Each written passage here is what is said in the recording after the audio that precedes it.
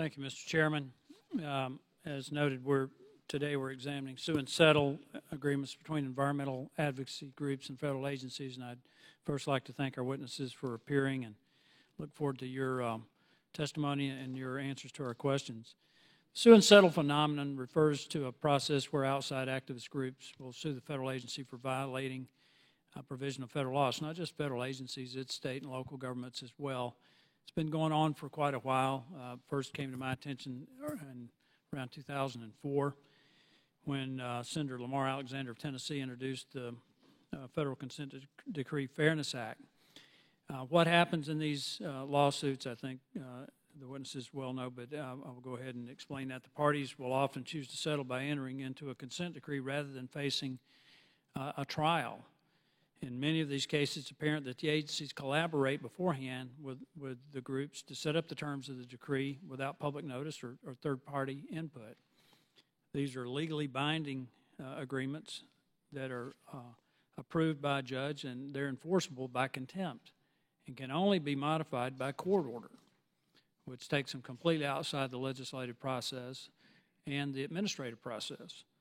These agreements can last for decades and end up costing more than if the parties had gone to trial. There are numerous examples of this, and they're broad in their application, whether it's education, consent decrees involving environmental issues. We've had them in Alabama. As a matter of fact, the largest bankruptcy in the history of North America is Jefferson County in Alabama. It all started with a consent decree involving our storm sewer system.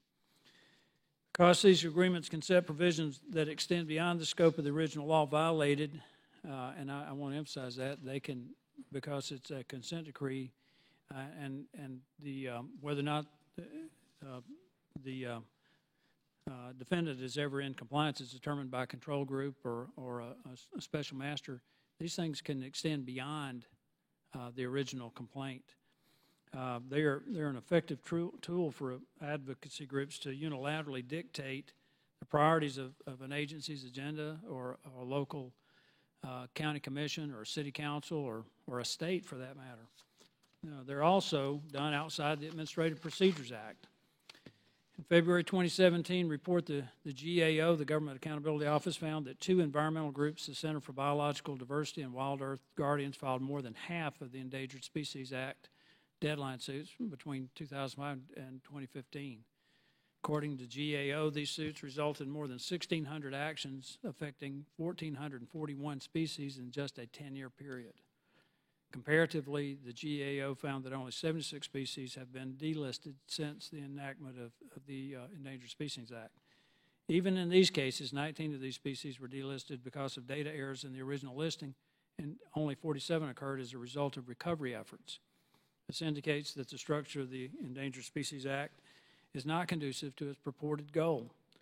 These actions place an enormous burden on states, local governments, industry stakeholders, and taxpayers who are shut out of the negotiations but are left to foot the bill. Moreover, interest groups can petition the government to cover their attorney's fees through the Department of Treasury's Judgment Fund, which is a permanent, indefinite appropriation of taxpayer money for payments of certain final judgments. Consequently, American taxpayers are paying the legal costs for groups that are suing them. This does not even account for the funds that are expended by the Department of Justice to provide representation for federal agencies entering into these lawsuits. The public is kept largely in the dark throughout the process, and few resources are available to inform them of what is happening and who is responsible. I dare say the vast majority of the residents of Jefferson County had no idea that this all began with a consent decree. Because of the incomplete data and lack of proper categorization, we are unable to fully evaluate the total amount taxpayers pay out as a result of settlement agreements. For example, in my previous experience in leading an Alabama think tank, I was unable to obtain a complete list of all federal consent decrees that apply to the state from the Department of Justice because of inadequate record keeping. This lack of transparency limits our constitutional duty to conduct oversight of management of taxpayer resources. I've heard too many stories from state and local officials where special interest attorneys dictated critical actions ranging from pipe sizes to bridge infrastructure instead of engineers and administrators, with specific expertise or private citizens whose homes and livelihoods were compromised. I've heard too many stories where state and local governments and their citizens are forced to reprioritize billions of dollars in resources by those in Washington who claim to be serving the public's greater interest. In cases where settlement agreements fail to accomplish their stated goal, but their terms remain in effect, there is absolutely no accountability. It is time for the federal government to move away from emphasizing its role as prosecutor or political monitor and return to serving as the American people's partner in setting priorities that best represent their interests. I'm encouraged that the committee is highlighting the important aspect of sue and settle.